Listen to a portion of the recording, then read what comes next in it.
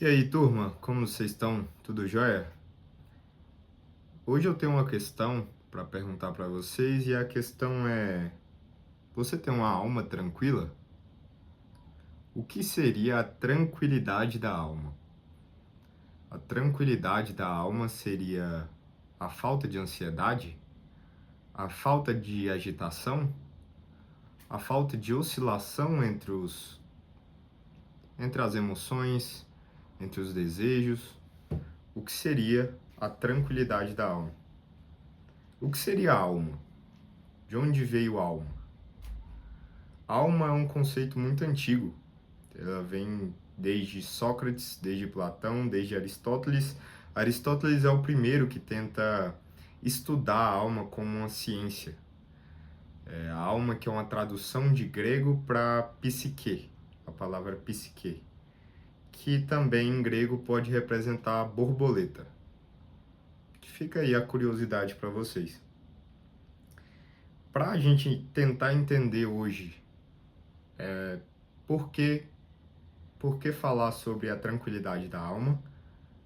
Eu acho que a gente tem que dar uma olhada no cenário que vivemos hoje. Um cenário de ansiedade geral, principalmente dos jovens, do nosso estilo de vida e tentar entender como, como manter uma alma tranquila em meio a uma sociedade que o que falta hoje em dia é tranquilidade. Para tentarmos entender melhor sobre esse assunto, eu trago hoje um livro de Lúcio Aneu Sêneca sobre a vida feliz e a tranquilidade da alma. São dois livros, tá? Dentro de um, não é um livro só, são dois textos, na verdade, dentro de um livro. Sêneca é um grande escritor da época do Império Romano. Nascido 4 a.C., eu tô com as anotaçõezinhas aqui, vai ser um vídeo corrido, tá? Eu não vou fazer edição, para ver se eu consigo melhorar um pouco a minha oratória também. Espero poder acrescentar alguma coisa de conhecimento para você, espero que gostem do vídeo, tá? Então, se eu olhar aqui para baixo é por isso. Lúcio Aneu Sêneca, nascido no ano 4 a.C., nasceu bem perto de Jesus, era filósofo, escritor, político e dramaturgo do Império Romano. Foi senador do Império Romano e conselheiro do imperador Nero. Então, nós não estamos falando de qualquer pessoa aqui. Estamos falando de um cara que foi senador do Império Romano, que foi conselheiro do imperador, que era a autoridade máxima do Império Romano, e o Império Romano foi o maior império de todos os tempos, foi o maior reinado de todos os tempos. Então, com certeza, era um cara que tinha muito a agregar. E agregou muito na filosofia. Foi uma grande representação do estoicismo. Desde Marco Aurélio, é um dos grandes filósofos citados no estoicismo. A obra dele foca principalmente na busca da virtude. Para Sêneca, a virtude é a coisa mais importante. E é através da virtude que nós vamos chegar à tranquilidade da alma. E nesse vídeo, então, lendo partes desse livro, tirando alguns conselhos que Sêneca nos dá, vamos tentar entender como ter uma vida mais tranquila, uma alma mais tranquila, viver com mais tranquilidade. Para começar sobre o livro, acontece o seguinte: dentro do livro ele usa uma forma de diálogo para começar e entreter o público. Então ele começa um diálogo com um amigo ou um dos seus discípulos, não se sabe ao certo, é uma obra muito antiga, que se chama Sereno. Sereno é um amigo dele e o Sereno tem alguns anseios, procura conselhos com Sêneca de como ser mais feliz, ele apresenta suas angústias para Sêneca e basicamente pede conselhos, como você estivesse pedindo conselho ao seu amigo mais velho, você pedindo conselhos ao seu padrinho, ao seu tio, você pedindo conselhos ao seu pai. Então, é por meio desse diálogo entre angústias de Sereno e respostas de Sêneca que a gente vai chegar nessas conclusões aqui. Eu vou ler algumas partes do texto. E a primeira delas está na página 17. E você vai observar durante esse texto o quão moderno ele é para os dias de hoje. O quão moderno uma obra escrita na época de Cristo pode ser usada até hoje. O quão os anseios dos seres humanos se parecem, mesmo passado milhares de anos. A primeira frase. Vamos começar aqui pelo que Sereno pergunta, tá? Sereno vem assim pedindo esses conselhos, apresentando essas propostas para Sêneca. Vou contar-lhe o que aconteceu comigo, e você poderá identificar o nome dessa aflição. Devo confessar que tenho uma predileção extrema à simplicidade, que ele é um homem muito simples. Não aprecio camas com cortinas elaboradas, nem roupas retiradas de baús e passadas sobre pesos para obter um brilho artificial. Prefiro roupas comuns e baratas, que não demandem cuidados excessivos para mantê-las ou colocá-las. Em relação à comida, não busco pratos que exijam uma equipe de servos para serem preparados e admirados, nem aqueles que são encomendados com antecedência, servido por várias mãos. Prefiro algo prático e fácil de encontrar, sem requinte ou custo exorbitante, que possa ser encontrado em qualquer lugar do mundo, sem ser oneroso para minha fortuna e meu corpo, e provavelmente deixando meu corpo pelo mesmo caminho pelo qual entrou.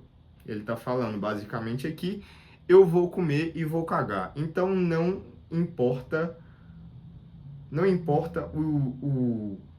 a elaboração do prato. Eu só quero comer um bom prato de comida. Eu só quero vestir boas roupas. As roupas não precisam ser as melhores de todas. E até aí tudo bem. Então, na segunda parte ele vai trazer o seu anseio. Qual é o problema disso? Enquanto estou bem satisfeito com isso, lembro-me das roupas de um certo colegial, vestido com nenhum cuidado e esplendor comuns, de escravos, enfeitados com ouro e todo um regimento de atendentes brilhantes. Já a casa em que pisam é preciosa, com objetos de valor que se espalham por todos os cantos, com um telhado brilhantemente pintado, e sempre há um povo que os assiste da janela e ao desperdício dos patrimônios. Após longos períodos de uma vida monótona e econômica que Sereno levava, encontro-me agora rodeado pelo brilho extravagante do luxo que ressoa ao redor de todos os cantos. Minha visão fica momentaneamente deslumbrada por sua ostentação, embora meu coração consiga resistir a ele com mais facilidade do que meus olhos. No entanto, quando retorno ao mundo após ter vislumbrado esse esplendor, sinto-me mais triste. Já não posso percorrer meus modestos pertences com a mesma leveza de antes. Silenciosamente, um sentimento de irritação se apodera de mim, enquanto uma dúvida paira sobre o ar. Será que esse estilo de vida é realmente superior ao meu? Então, o que Sereno traz na primeira parte do livro? Esse livro aqui nós vamos dividir ele em 3 dilemas. Basicamente, 2 grandes dilemas e uma resposta simples para ser gravada na memória. O primeiro dilema é sobre a simplicidade. Sereno diz ser um homem simples. Ele é feliz com o que tem. Ele tem uma casa boa, ele tem uma comida agradável, ele tem roupas que o agradam e que o vestem bem. Porém, quando ele vai à casa de seus amigos, que tem muitos escravos e que mostram bastante luxúria, com muito ouro, com muita dança, com muita comida, ele volta para sua casa e se sente insatisfeito pelo que tem, pois seus olhos ficaram deslumbrados com o que é do próximo. Vamos lá, vamos trazer isso aqui um pouquinho para nossa realidade. Você que está aí, você tem o seu Instagram e entra no seu Instagram e você segue diversos famosos.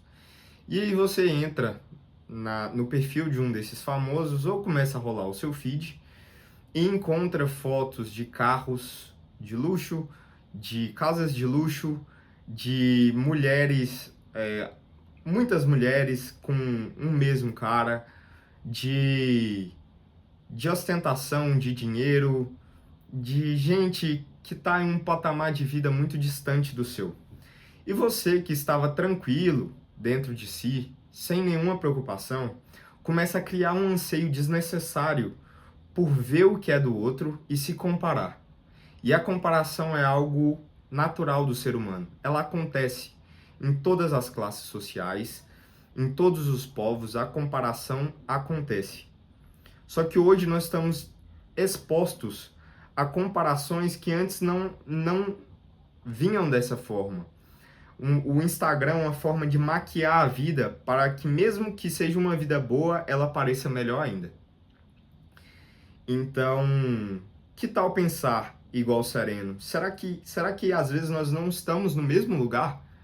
Será que às vezes eu não olho para o meu vizinho, não olho o meu celular, vejo aquele cara que tá, com milhões de seguidores e vejo ele com as melhores modelos e carros e motos e casas exuberantes e eu que tenho uma vida feliz fico insatisfeito apenas por me comparar a ele? Será que isso não acontece nos dias de hoje? Será que isso acontece muito? Bem, isso vem desde o Império Romano. Não é uma coisa nova a se dizer. Mas enfim, vamos dar uma olhada na resposta agora de Sêneca para essa questão. Na resposta de Sêneca, ele vai lá na página 42 do livro, 41 e 42, e ele começa da seguinte forma. Meu microfone. Mais feliz, essa é uma citação do Sêneca, tá? Mais feliz é aquele que não deve nada a ninguém, exceto a si mesmo, e é capaz de dizer não com facilidade.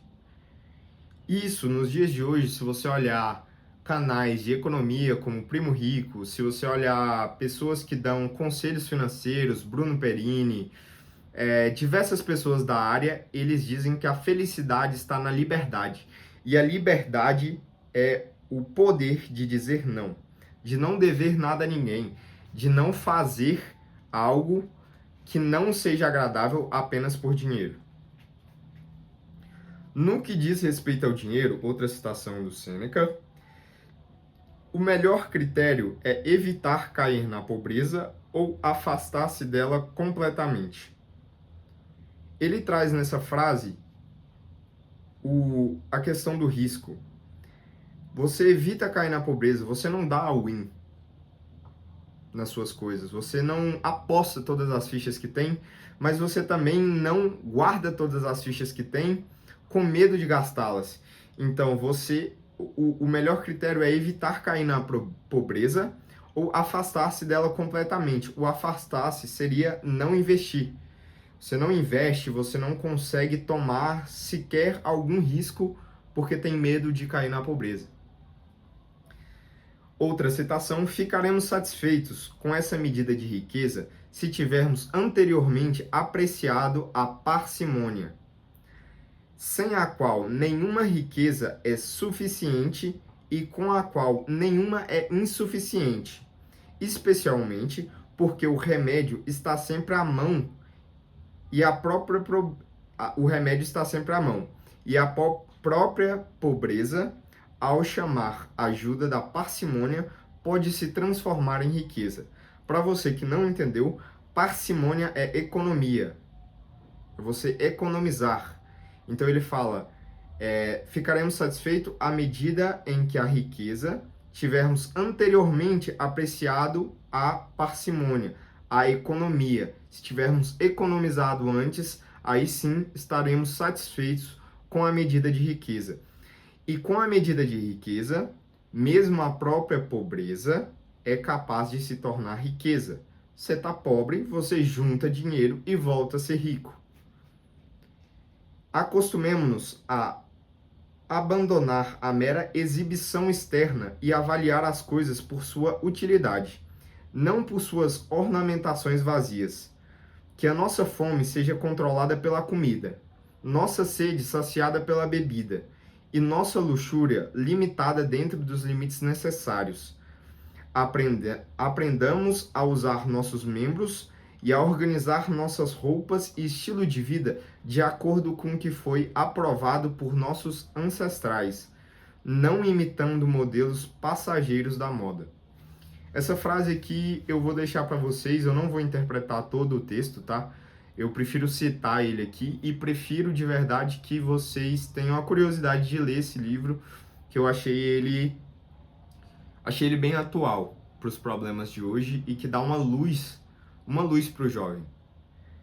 Aprendamos a fortalecer a nossa contenção, reprimir o luxo, estabelecer limites para o nosso orgulho, acalmar a nossa raiva e encarar a pobreza sem preconceitos, e praticar a parcimônia, embora muitos se envergonhem de fazê-lo. Muita gente se envergonha de juntar dinheiro, muita gente se envergonha de economizar. Vamos voltar a manter todas as esperanças e ambições desenfreadas, como se estivessem trancadas às 7 chaves, e fazer de nosso próprio esforço e de fonte de nossas riquezas, a fonte de nossas riquezas, não ao destino. Basicamente, se esforce para conquistar o que tem. Se esforce, trabalhe para conquistar o que tem. Não seja um estelionatário, não seja uma pessoa que aplica golpe em outras pessoas, não seja uma pessoa que investe em algo que não sabe por causa de uma tendência e tenta retirar um dinheiro. Por exemplo, a galera que não conhece sobre criptomoeda e está entrando nesse mercado como uma aposta, mas sim faça do esforço do seu trabalho as suas riquezas, a fonte das suas riquezas. Tá? Essa é a primeira parte do livro. Vamos aqui para o segundo dilema. Eu tô falando, esse livro ele é bem... Esse vídeo vai ficar extenso, esse vídeo vai ficar pesado, esse livro ele é bem detalhado, esse livro ele é bem denso, tem que prestar um pouco atenção, é filosófico, quem está escrevendo é um filósofo, então tem que prestar atenção. Estão aqui comigo? Vamos lá, segunda parte. O dilema, a ânsia por criar algo grande.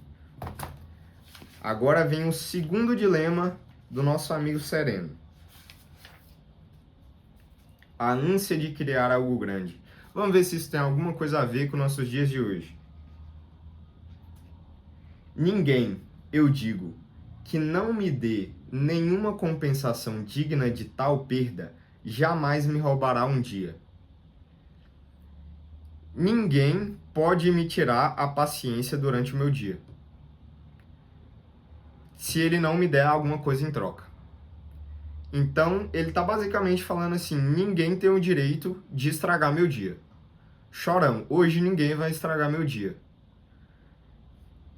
Voltando, não tome parte nos assuntos de outros homens e não faça nada que dependa da aprovação dos outros. Prefiro desfrutar de uma tranquilidade imperturbável por problemas públicos ou privados. O que ele está falando aqui? No contexto dele, Sereno é um cara que trabalha na área do direito. Ele quer trabalhar no governo, ele tem anseio de fazer algo grande. Porém, a cada vez que ele se expõe a esse tipo de pessoa, as pessoas que estão no governo, as pessoas que estão precisando dessa assessoria, ele acaba se frustrando. Então ele diz: não tome parte nos assuntos de outros homens para manter a sua própria tranquilidade. Então, faça o seu trabalho independente de outras opiniões, independente da opinião pública para você continuar num cargo e mantenha a sua tranquilidade. Porém, mas sempre que o meu espírito é despertado pela leitura de algumas palavras corajosas ou algum exemplo nobre me estimula a agir, eu quero correr para os tribunais e colocar a minha voz à disposição de um homem, a meus serviços a outro e tentar ajudá-lo. O que ele fala aqui? Basicamente, mudando para os dias de hoje, sempre que eu vejo aquele Reels, sempre que eu vejo um vídeo que me inspira, sempre que eu vejo falas que me inspiram de outras pessoas, eu fico com anseio de criar algo grande.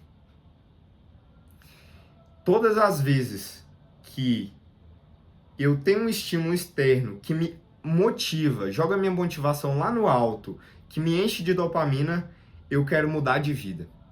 Mas eu tenho medo de fazer isso. Logo isso acaba. Eu sei que isso vai tirar um pouco da minha tranquilidade. Isso revela uma das grandes questões que temos na psicologia, que é o dilema sobre o que fazemos com a nossa liberdade. Nós não sabemos o que fazer com a nossa liberdade.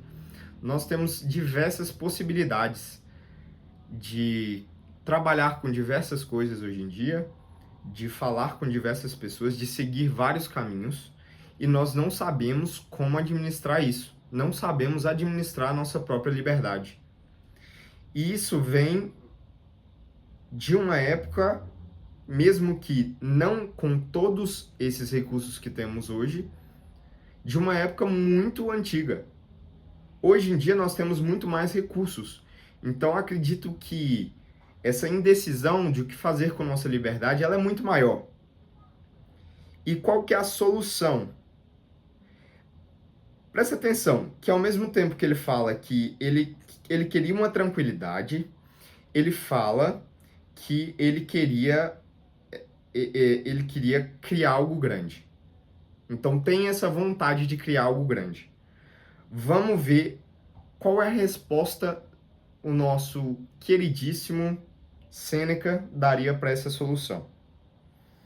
Vamos lá, a resposta de Sêneca está na página 28. Não sei se você tem um livro aí.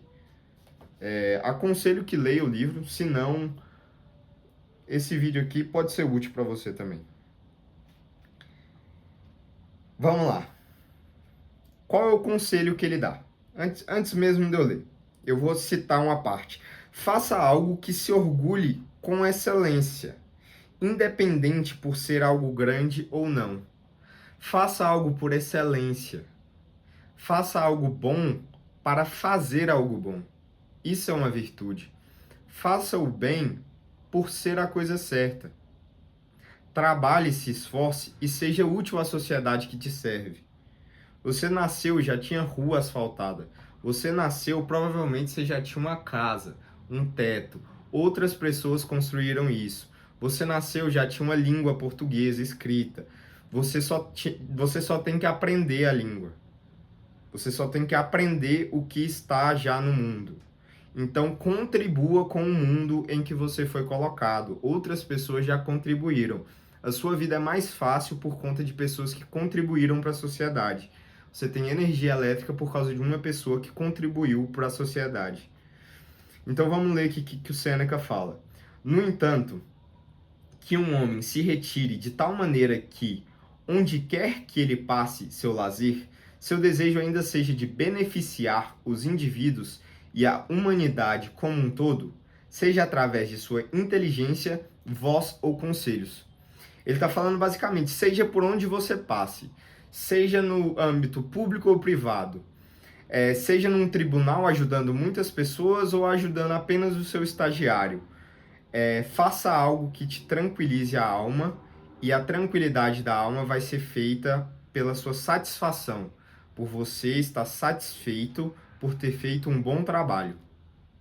Porque o bom é o certo a ser feito. Ele traz em outra parte, Um soldado não é apenas aquele que está nas fileiras e defende o flanco direito ou esquerdo do exército, mas também é aquele que guarda os portões e permanece em um lugar de menor perigo. Assim como não é em vão servir como vigia e guardar o armamento.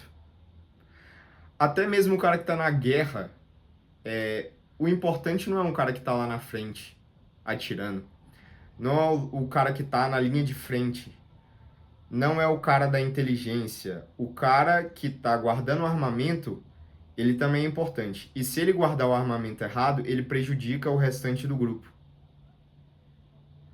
Tais ocupações, embora não sejam sangrentas, também fazem parte dos serviços militares.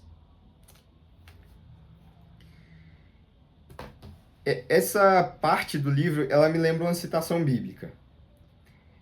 A citação bíblica está em 1 Coríntios 12, que ele fala, eu vou ler aqui, eu vou ter que ler, é uma citação bíblica. Porque também o corpo não é um só membro, mas muitos. Se o pé disser, por que não sou mão, não sou do corpo, será por isso do corpo? Não será por isso do corpo? E se a orelha disser, por que não sou olho, não sou do corpo, não será só por isso do corpo? Mas agora Deus colocou os membros no corpo, cada um deles como quis.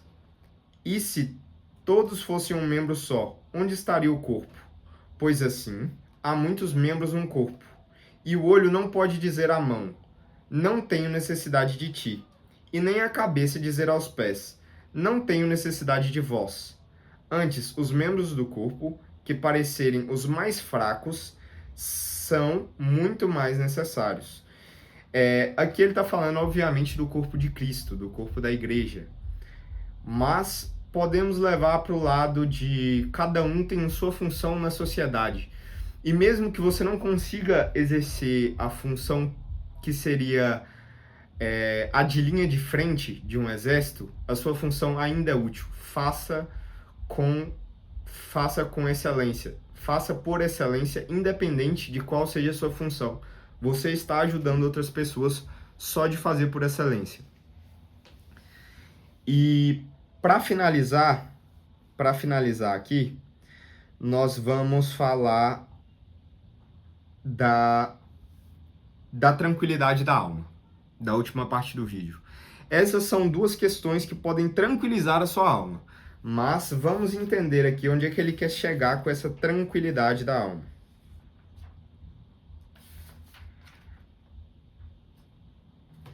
Ele fala no final da citação dele, o sereno, por Sêneca, novamente. Estou bem ciente de que essas oscilações da mente não são perigosas e que não me ameaçam com nenhum distúrbio sério. Para expressar o que me queixo por uma analogia exata, não estou sofrendo de uma tempestade, mas de enjoo do mar.